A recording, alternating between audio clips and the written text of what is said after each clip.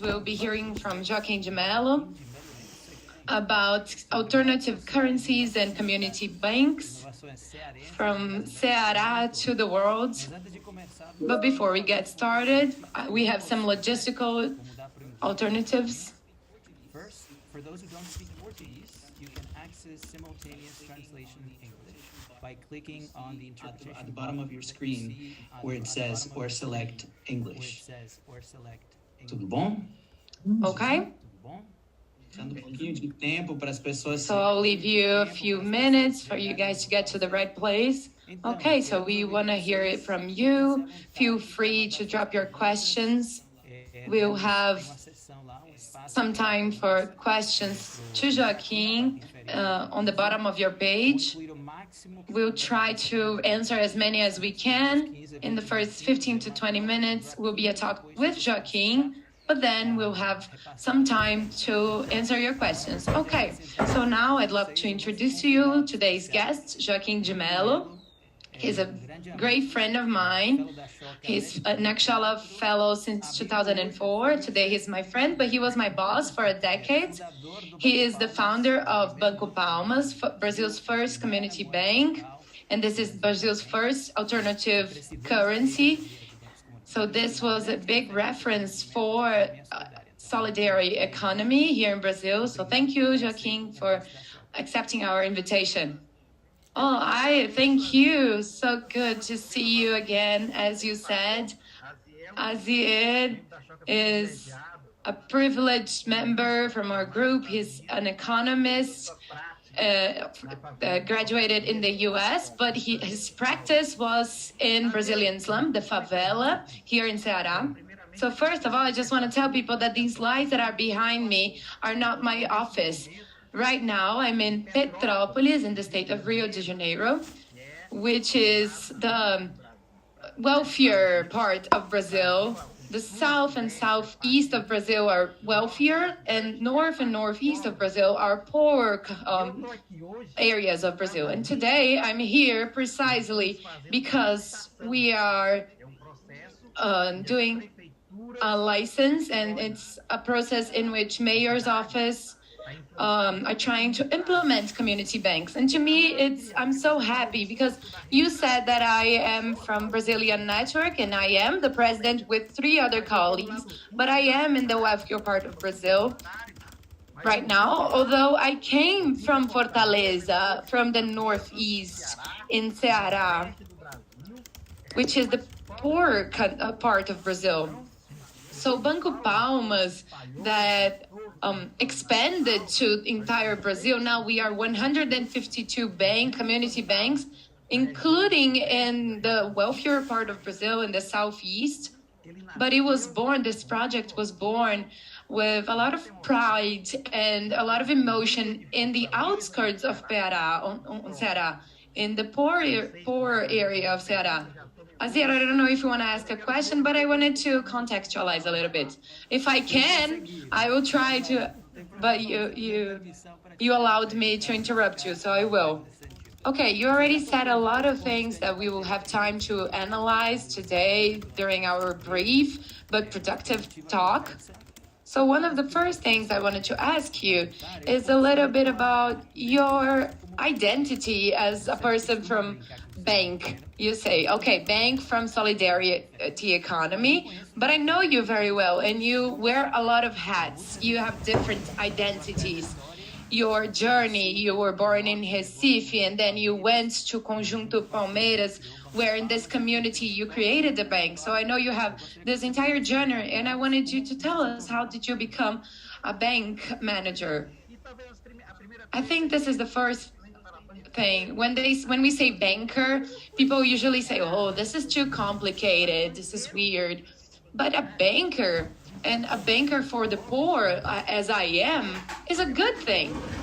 We are owner of banks, but we are owner of banks that distribute wealth. So I used to live in Pará, and there I used to do an experience with priests in favelas, and I went to Fortaleza to continue with this experiment, and that's how I got to Conjunto Palmeiras in 1984.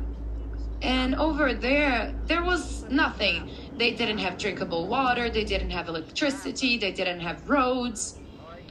We lived in the outskirts of Fortaleza, and we were at first we lived near the beach, and then during the dictatorship they shoved us aside. And so we built markets, churches, as a community, roads. So it was the strength of the people from that community. And in the midst of this poverty, in the landfills of Fortaleza, where I actually lived for a couple of years, of several years actually, there is where it started the first bank, the first alternative currency in Brazil, in the community of Palmas. So the bank is born when we ask a very important question that changed our lives. And the question is, why are we economically poor?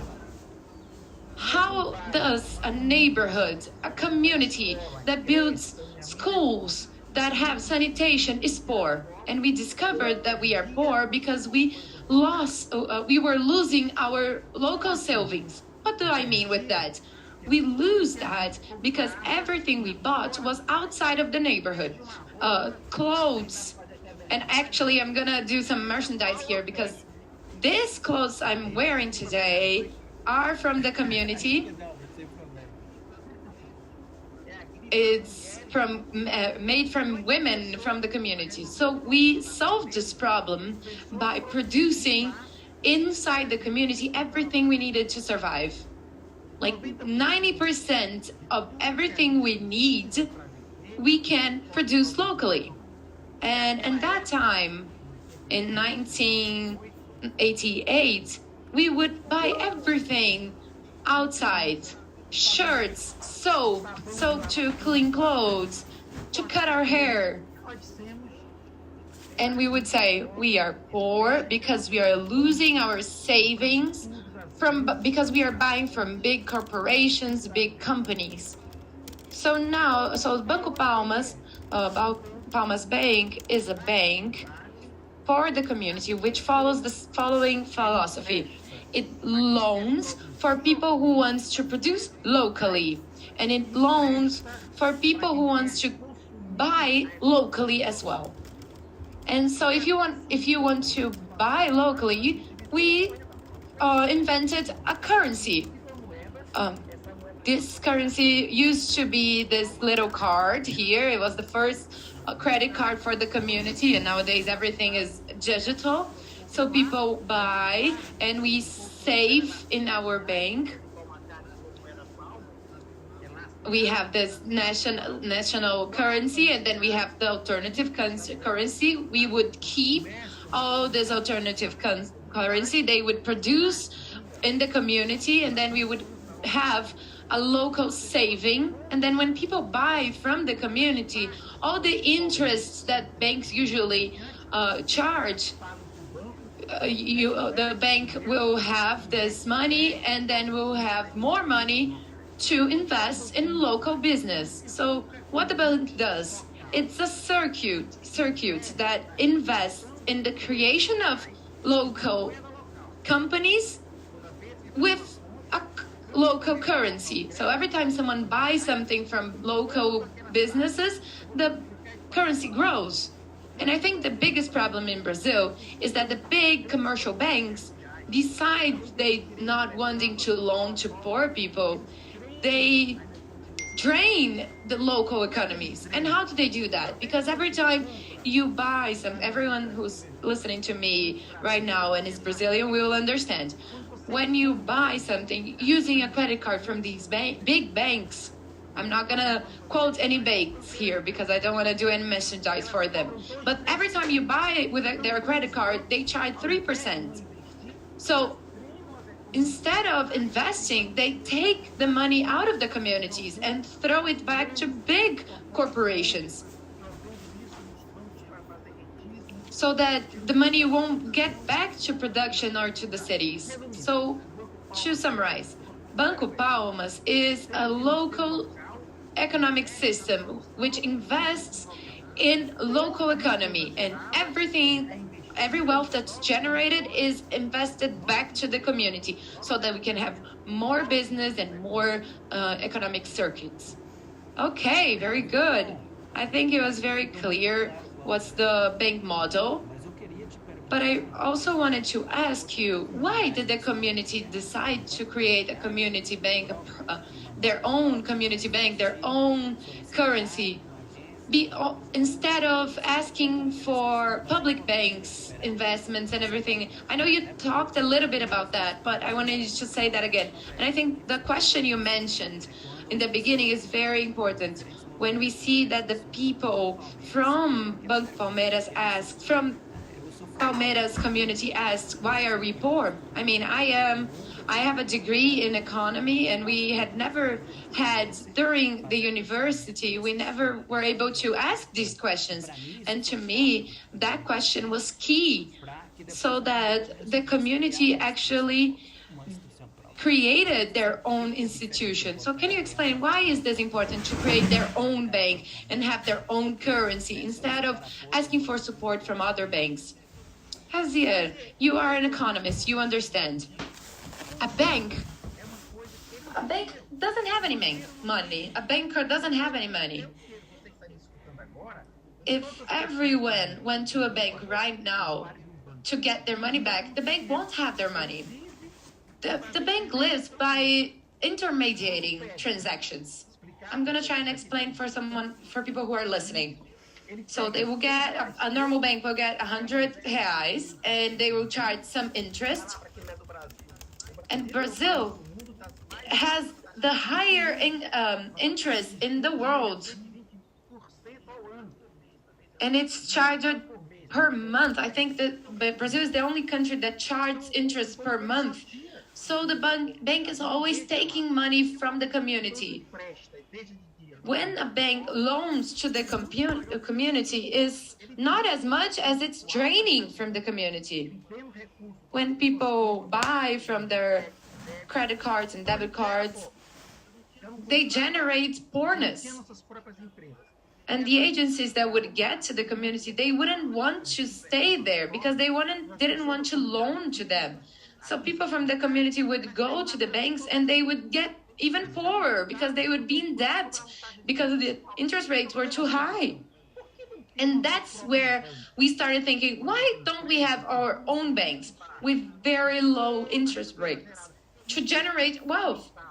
And I think this is critical for Brazil because Brazil and maybe the world discovered after the pandemic that economy is the only way to solve economic problems is within the territory.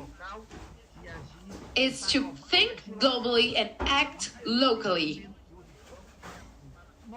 So when we start a bank, we can get closer to the communities. It's not enough to have a bank agency in the community, but we have to have a bank that generates wealth, that distributes wealth to go against social inequality. And this is why we created a bank. Because if a bank went to the community, a regular bank went to the community, they would drain the money from the community.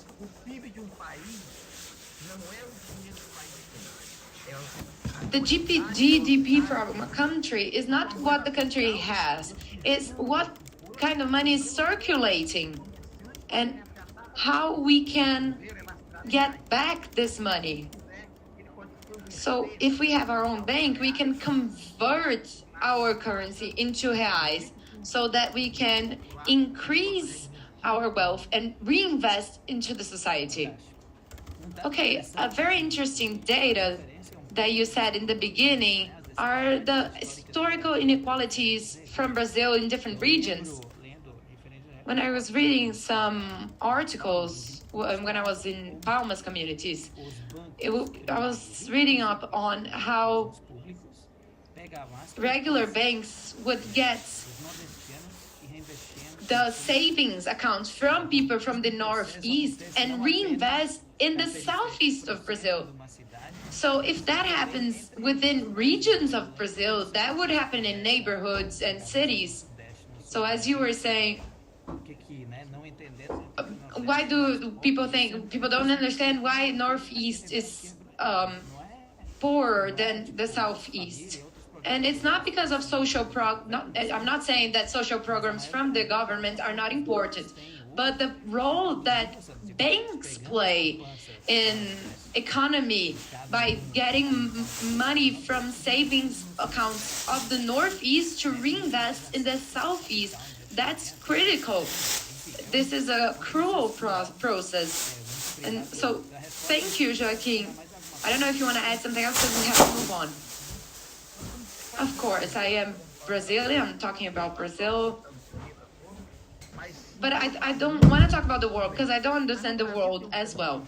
But here in Brazil, that used to happen. I mean, it still happens to get the savings from the poor to go to the rich. But nowadays, banks don't have any productive capital. They don't loan to generate wealth. They loan only for wealth people already, to big companies, and they should invest in small businesses. And people who want to develop those kind of business can't, because the bank will get the money from the poor and invest to the rich. So you would save 1,000 reais, 2,000 reais. The bank would get your money and put it to a business that is located in New York. That's not right. That's not just. So this is not productive to the capital. I'm going to let you defend yourself, but I want to say that we need a new bank model. And for Brazil, this is a reality. These banks are multiplying. I'm going to say that we're going to talk about it later on, but in 2022, we circulated 1.5 billion reais for community banks, nearly $300 million. So it's for people that buy with our credit card, which is a lot cheaper than from the regular banks. So let's call this profit. But the profit was reinvested in small businesses, generating line of credits to produce clothes. In my community, we already have 50 women producing clothes, having beauty salons, making soap, having solar panels. So we are investing in the production and distributing this 1.5 million reais as a community. I'm telling you that it's not an utopia anymore. It's a real thing. Okay, our time is running, but I want to say something else to those of you who are listening. I don't need to praise Ashoka, but in 2004, when I got to Ashoka, I had the idea to implement 3 banks. I only had Banco Palmas, Palmas Bank, but then 20 years from now, we are 152 banks. So now I want to take this time to recognize, because back then when we weren't known, people wouldn't ask us to talk about this. Ashoka opened their doors to listen to us and invest in us. So thank you, Ashoka. I always talk about Maria Black and other people. Maria Black and Celia Cruz. Okay. Let's focus here. I need to talk about 10 seconds. So she was the president of Ashoka, and the day that I went to interview to get into Ashoka, I got upset and I said, I don't really want to talk about it. This is a foreign person who doesn't understand Brazil. I was in São Paulo, and Celia grabbed me by the hair and said, you're gonna come here because you're important and you're gonna become an Ashoka fellow. So Celia, if you're here, thank you. Okay. I have here in the chat a few questions. So I have one question about the central bank. I'm gonna ask about central bank. But talking about the lack of productive money and how this generates inequality and the cruelty of the economic system right now, I'm going to give you another data to show you that's not Brazil's problem only. In Europe, during the financial crisis in 2008, can I drink some tea? Can I drink some tea that was made from the community? May I? Yes, of course. All right, so carry on. So the European Central Bank issued a credit line for private banks. You couldn't even get that to your personal account or loan to other states. It had to be mandatory to private banks. And many billion euros, sorry. I'm not sure, 800 billions. It was a huge amount. That not only 0.1 of this money was invested later on in medium to small business in the European Union. Not even 0.1. And that was the law from the central bank that wasn't able to loan to individuals, not even for the government. It had to be to private banks. So I'm defending, but not defending myself. So I just want to show you some values, because that was a true tragedy. The states would give this to the private banks so that they could help with social inequalities, but they weren't doing that. So maybe you could talk a little bit about the relationship with the central bank. But before that, I want to ask you something else that I can't forget. You are talking about a story of 25 years, and now we have 152 community banks, and I know you had some key partnerships to create these banks. Maybe you have time to mention them. But I wanted to talk about today. You showed the physical currency, but today it's all digital, right? So how does the community bank works today? Explain us, how does the currency work? Okay, yes, in 2013, as paper currencies started to grow, so even central bank says this. I'm sorry, I started talking about central bank, now I have to talk about that. So 2 times, but the central bank sued our bank. They said that this was illegal in our country, so we were sued. And I tell this, Asier, we tell the story very proudly. We don't feel sorry. Oh my gosh, we were sued by the central bank. No, we say this talking about resiliency, because a community was brutally sued by the central bank, and they said they were going to get us arrested, me and my partners. And we took this to the justice system, and we won this cause so that we could work.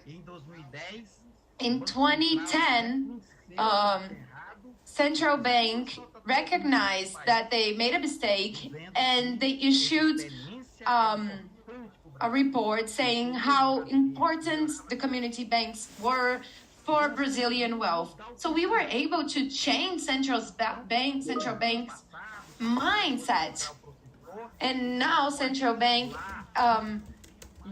also gives incentives for community banks. Although in the Constitution, we still don't have popular banks or community banks within the Constitution. So this is still a fight. But in 2013, when the Central Bank of Brazil started, when we had this booming of community currencies, they issued a new law. So the law was the law for digital currencies. So anyone who wants to issue money, they can do so as long as it's digital. So then in Brazil, we had thousands of community banks Nubank and others that are well known, nobody expected that Brazil's bank network that used to have so much paper currency, that we would create our own platform. And we did. We have a national platform that is called It Is Social Currencies. So you will download that in app stores, and we digitalize our systems. Nowadays, we have digital credit cards. They are all digital. We have a platform that works in smartphones, an app. And here in Brazil, I say that we created the Pix before Pix, which is something that you can exchange money digitally only. And keeping our methodology, each community bank works within a territory. It can be a neighborhood or a community. So you have the digital platform. You can look for your city, your area, and then you will find your bank, and then you can start buying or transferring money within your community. But if you leave your community, the system shuts down, because we want to really make people invest in their community, in their cities. So nowadays we are 100% digital, but maintaining our methodology, generating wealth within the community. Okay, and quickly I'm going to say something else. I cannot talk about what I'm doing without talking about my partner. From 2017, more or less on, several mayor offices and several mayors in Brazil said, what we want is to develop the economy within our state. So a few mayors' office created a partnership with community banks and with former politicians. They are starting community banks and social currencies. So we have 10 mayor's offices in Brazil that are taking their money from their traditional banks and creating their own currencies, creating their own credit cards, and having banks for the city with the same technology from the bank network and using our platforms. So now this is turning into a public policy here in Brazil. It's spreading to Brazil. I am here in Petrópolis because the mayor's office called me to create the Bank of Petrópolis. Everyone is discovering this. The secret is to trade locally, is to generate and distribute wealth within your area. So the world has awakened to your cause, really. Yes, I hope so, at least a part of it. I'm gonna say just one sentence and I'm gonna wrap up. I'm sorry, you told me I could interrupt you, but go ahead. No, go ahead, finish. I just want to say that I'm under the impression that in a short period of time, in 2 to 3 years, the city that has their own bank will be as common as schools, as health systems. I think this is the future of Brazil. Community banks, digital banks, as easy as they are working right now, they're going to multiply around the country. We have over 5,000 cities. So I think this is the future of the country. And I'm going to talk as two public politicians. Create a community bank. We already have the mechanisms to do so. Okay, thank you, Joaquim. Okay, we're going to carry on for 5 to 10 minutes. They gave me the permission to stay a little over time. I know that, as you can see Joaquim talking, we may have time to 1 or 2 questions. But I just wanted to give you another information when you're talking about the process of the community bank, and thank you for the question in the Q&A. It's true that the central bank didn't even imagine that this would happen, but you did really influence the way of thinking. Nowadays, with this digital change in banks of Brazil, that wouldn't happen if you hadn't started with the community bank. I remember having 2 professors in university of FGV. They came to us and said, Joaquim, I feel like this new law was created to you or for you. So this is not a landmark for banks in general, but I think you are the one who influenced this landmark. I think fintech and others wouldn't have existed without the movement that you created. I have here more questions, so I'm gonna start with Assistente Anônimo from the US, talking about citizenship. I know that we are thinking about how to make changes, social changes, and they want to know, how do the communities benefit from a community bank, and how do they change as producers and as consumers? How does this process of the banks with the digital platform and community banks, how do people relate and how do they change, or how is this movement as agents of change within the community? I think the empowerment of the community, to have their own bank, to have their own currency. Here in Brazil, usually economy are for economists. And then we have to buy from big corporations and pray to God that we will have a job, to have a boss that will get most of our money and that we won't own anything. But then what does the community bank says? You have another way to live. You can be your own boss. So the community bank is trying to make people understand that they can be also an entrepreneur. They can create their own business. In the community, you can have a credit line within your community. You can have your own credit card. Look, your own credit card, your own debit card.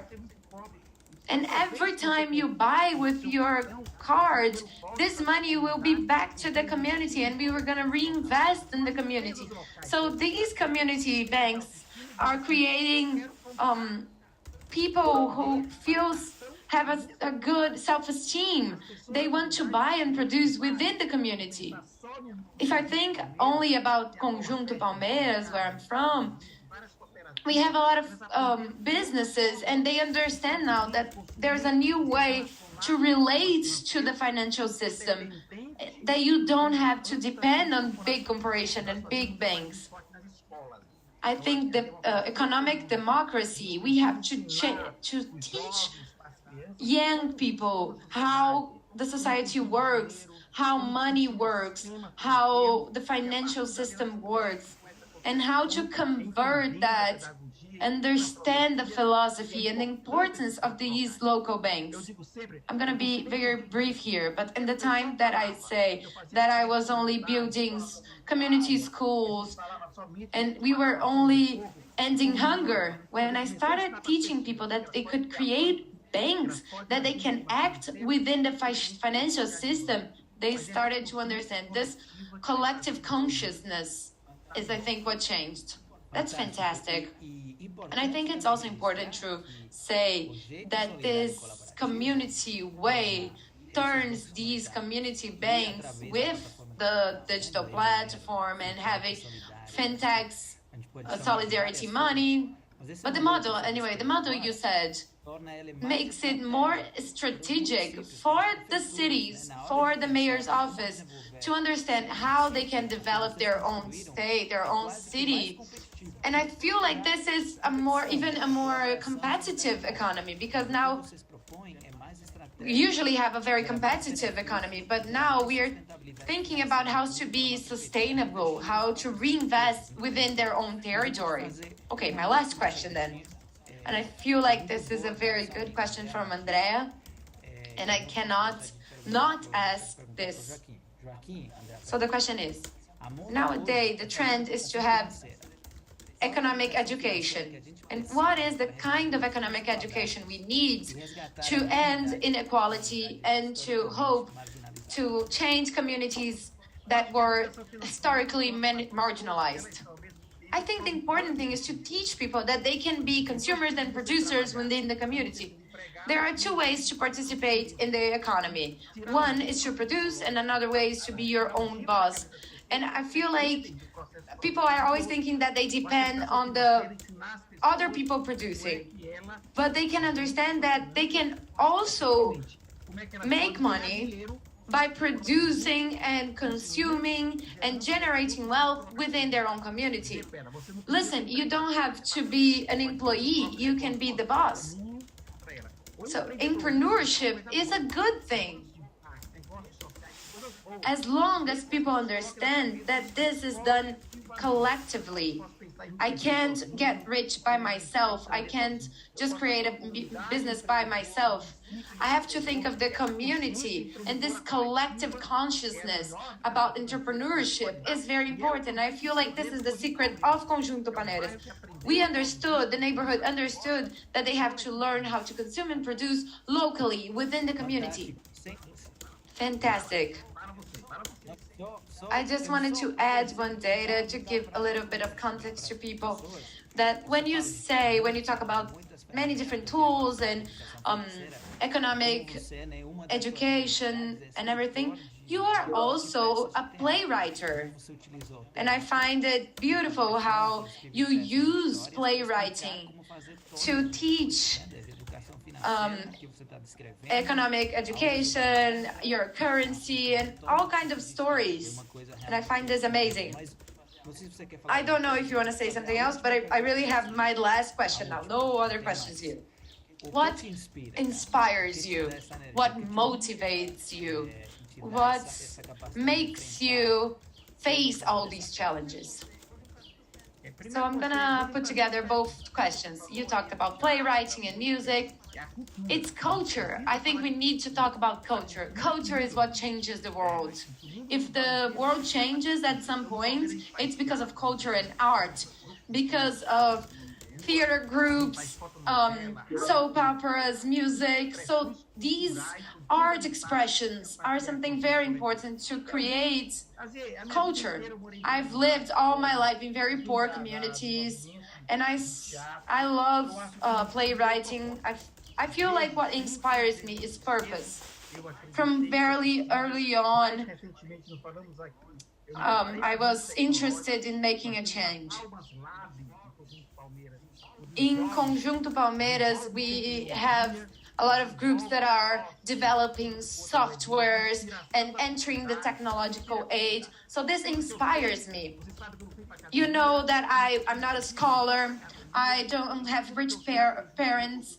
Everything that inspires me is my personal relationship, the fact that I live with and I learn from the community. I love a beer. I love to the community. I love to walk around. But please don't wrap up yet. Before I say, as a Brazilian, you have 30 seconds. As a Brazilian, being interviewed by a Spanish person, I know you as much as I are against racism. So I really want to hug and send kisses to Vinicius Junior, who is a soccer player in Spain, and we know how he suffered from racism. And I think right now, as Brazilians, we need to show solidarity to Vinicius Junior. So I dedicate this live today to Vinicius Junior, and I'm saying from me and you, this is my solidarity to Vinicius Junior. Yes, very well put. I think it was very good for you to wrap up with this message. We do have a very huge problem, and we know that people that are in institutions, soccer institutions here in Spain, they are not taking seriously. What happened the other day wasn't the first time. The entire season was like that, so I think it's very important to say that I agree with your message, and I thank you for being here. Okay, so I'm gonna wrap up with a few advertisements from Welcome Change, because we are trying to create these talks so be on the lookout for an email with the recording for today, and we invite you for our next episodes for Welcome Change. You can also sign up in the chat.